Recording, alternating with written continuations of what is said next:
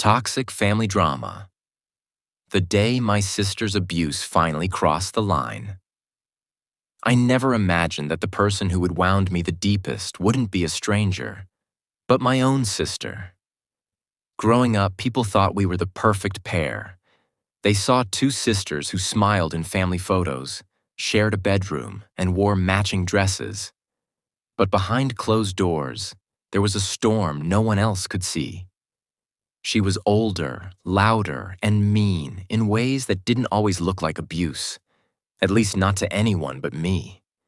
She knew how to make cruelty sound like a joke, how to disguise humiliation as tough love, and how to turn every situation so that I looked like the problem. I kept quiet, because in our family she was the golden child, the one who could do no wrong. And I was the one who was supposed to handle it. The emotional jabs started early. If I wore something nice, she'd say it looked cheap. If I got good grades, she'd take credit for helping me. If I cried, she'd laugh and tell me I was weak. But as we grew older, things didn't get better. They escalated. She learned how to use my insecurities as weapons. She'd make comments about my weight at the dinner table, call me pathetic if I didn't agree with her, and twist every conversation to make me sound ungrateful or dramatic. And the worst part? Everyone believed her. My parents always said, "You know how your sister is.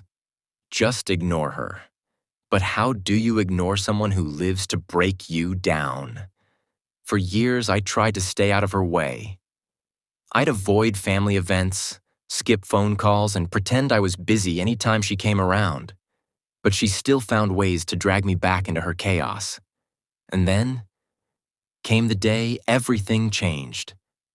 It was our mother's birthday, a small celebration at my parents' house. I almost didn't go. Every part of me screamed to stay home, to protect my peace. But guilt convinced me to show up. The minute I walked in, I could feel her eyes on me. That smirk, that smugness, like she was waiting for a chance to strike. I tried to keep my distance, but she didn't let me. In front of everyone, my parents, some relatives, and even a few neighbors, she made a comment about how I still hadn't accomplished anything with my life. I tried to brush it off. Then she brought up my past relationship, mocking me for getting dumped like trash. People chuckled awkwardly, thinking it was harmless teasing. But I felt myself shrinking inside. I told her calmly to stop. She looked at me and said, "Or what? You'll cry again?" Poor little you. The room went silent, but not because they were outraged.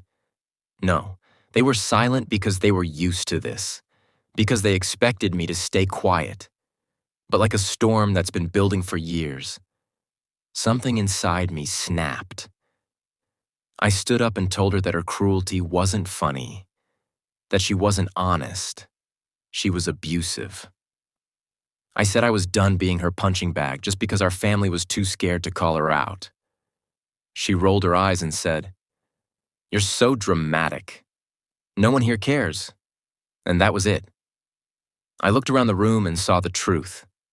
She was right. No one cared enough to stop her. They were too comfortable watching me suffer. That was the moment I made a decision. I left. I walked out without another word, got in my car, and drove away from the house that held years of my silence. When I got home, I blocked her number. Then I blocked my parents. Then every relative who ever told me to just let it go. For the first time in my entire life, I chose myself. It didn't take long for the messages to start pouring in. Accusations that I ruined the party, that I was overreacting, that family sticks together. But I realized something powerful. Family isn't an excuse for abuse. Blood doesn't give anyone the right to destroy you. Days passed without speaking to them. For the first time, my mind felt quiet. My chest felt lighter. I didn't have to prepare for the next insult or calculate how to avoid conflict. Then came the final blow. My sister showed up at my apartment unannounced. She banged on the door, yelling that I embarrassed her, that I made her look like a monster. I didn't open the door. I told her through the lock that she didn't need my help looking like a monster. She did that all on her own. And then I said the words I never thought I'd have the strength to say. You don't get to talk to me anymore. You don't get access to me. Not as a sister. Not as anything. She screamed, cursed, threatened to tell the whole family I'd lost my mind. And I said, go ahead. She eventually left, furious, but powerless. The next morning, I woke up to something I hadn't felt in years. Peace. Not because everything was fixed, but because I finally drew a line she could never cross again. I started therapy. I made new boundaries. I learned that sometimes the bravest thing you can do is walk away from the people who refuse to stop hurting you. And if anyone calls that selfish, so be it. Because if protecting my peace makes me the villain in someone else's story, I'll wear that title with pride. Let me ask you this.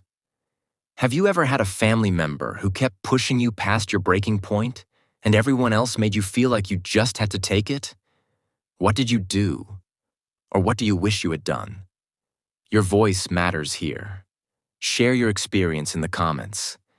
And if you're still listening right now, I want to leave you with this. You are not obligated to set yourself on fire to keep someone else warm, even if they're family. Thank you for watching, and if this story hit home for you, don't forget to like, subscribe, and turn on notifications. More powerful real-life stories are coming your way. Your healing starts with one choice. Maybe today is that day. Update. P. What happened after I finally cut her off? In the days after I blocked my sister and walked away from my family, I thought the silence would be permanent. I was wrong. At first, it was quiet, too quiet. No calls, no texts, no flying monkeys sent to check on me. And for a moment, I thought maybe, just maybe, they finally got the message. But people like her? They don't give up control that easily. About a week later, I got an email from my mother. Not a call, not an apology, an email. Cold, carefully worded, dripping with guilt. She wrote, "We're family. Your sister didn't mean to upset you. You should apologize for ruining the celebration." Apologize? For defending myself after a lifetime of abuse? I stared at the screen and realized something. My family wasn't blind. They were comfortable. They were so used to me being the silent target that my refusal to comply suddenly made me the problem. I didn't respond. A few days later, a distant cousin I barely speak to sent me a long message. Apparently, my sister was telling everyone I'd had a breakdown and was mentally unstable. She said I'd overreacted for attention and embarrassed the family. Funny how abusers rewrite history when the script no longer benefits them. But then something unexpected happened. Someone else reached out. My younger cousin, someone who had always stayed quiet in the background, sent me a text. And all it said was, "I'm proud of you. She's done the same thing to me for years." I just never had the courage to say anything. I didn't realize until that moment how many people were silently suffering while pretending everything was fine. All because nobody wanted to upset my sister. I wish I could say things calmed down after that, but they didn't. They escalated. One afternoon, I got a call from my workplace. Someone had tried to report me anonymously, claiming I was dangerous to be around and mentally unstable. The only person who would go that far was her. She couldn't reach me directly, so she tried to ruin my life another way. But this time, I wasn't alone. I had already told my boss I was going no contact with family due to emotional abuse. I never went into details, just enough to protect myself. So her little stunt failed, and knowing she couldn't control the narrative, that infuriated her. Then came the final straw. One night around 11 p.m., I heard pounding at my apartment door. Not knocking, pounding. I froze. My heart started racing. I didn't even have to look through the peephole to know who it was. Her voice came through the door, loud and angry. "You're destroying this family. You think you're better than us? Open the door and face me." I didn't move. Then she said something that made my blood run cold. "If you don't talk to me, I'll make sure everyone knows who you really are." That's when I hit record on my phone. She kept yelling, getting louder, more unhinged, threatening to expose me for things that never even happened. I didn't say a word. After a few minutes of no response, she finally stormed off. I waited in silence until the hallway went quiet. The next morning, I took that recording, and I sent it to every single person who told me I was overreacting. No explanation, no commentary, just proof. Within hours, the reactions started pouring in. Some stayed silent. Some tried to backtrack. One relative even said, "I didn't know it was that bad." And my sister? She went eerily quiet, not because she felt guilt, but because she realized I finally had power. Power she couldn't twist, power she couldn't silence, power she never expected me to find. And that was the moment I knew. I wasn't going back. Not to the family dinners, not to the phone calls, not to the fake apologies, gaslighting, or emotional ransom. I chose peace. And once you taste peace, chaos loses its flavor. But the story didn't end there. Because when a toxic family member loses control over you, they don't always walk away quietly. Sometimes, that's when the real battle begins. When she realized I wasn't afraid anymore. After the recording of her late-night meltdown made its way through the family, everything shifted, but not in the way you might expect. No one called to apologize. No one admitted they were wrong. Instead, they went silent. The same people who once told me to keep the peace suddenly had nothing to say. It's funny how fast people shut their mouths when the truth becomes undeniable. But silence from enablers doesn't mean peace from the abuser. About a week later, I got a letter in the mail. Not typed. Handwritten. From my sister. I almost threw it away, but something in me wanted to see just how far she'd go. I opened it, and the first line said, "You've humiliated me, and you will regret it." Not an apology, not accountability, a threat. She accused me of turning the family against her, of playing the victim, and of destroying her reputation. She said I needed to fix what I ruined, or she would make sure I lose everything that matters. I sat there holding that letter, and instead of fear, I felt something new. Clarity. She wasn't angry because I hurt her. She was angry because she couldn't hurt me anymore. I didn't respond, but I kept the letter. 2 days later, I got another message, this time from an unknown number. It was her. She wrote, "If you don't fix this, I'll show everyone your pathetic past. Don't forget what I know." That was the moment I realized she was trying to blackmail me with things she thought I was still ashamed of.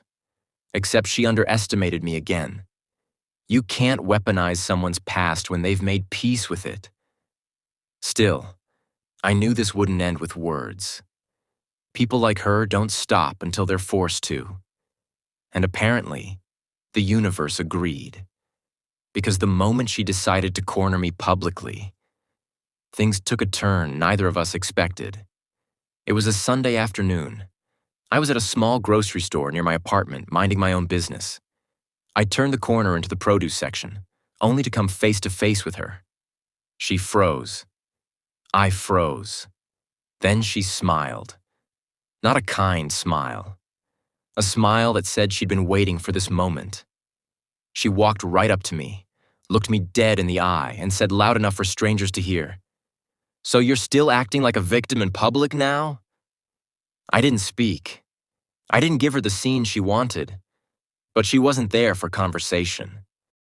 She started raising her voice, saying things like, "You think cutting me off makes you better than us?" And, "Tell everyone how you lied about me." A few people nearby looked uncomfortable and kept walking. I stayed silent. The more I refused to react, the more unhinged she became. Then, loud enough for half the aisle to hear, she said, "If you don't fix this with the family, I'll ruin you. I swear to God, I will make sure no one ever—" A voice cut in. It wasn't mine. A woman nearby, maybe in her 50s, stepped between us and said, "Ma'am, you need to lower your voice and step back." My sister whipped around like a cornered animal.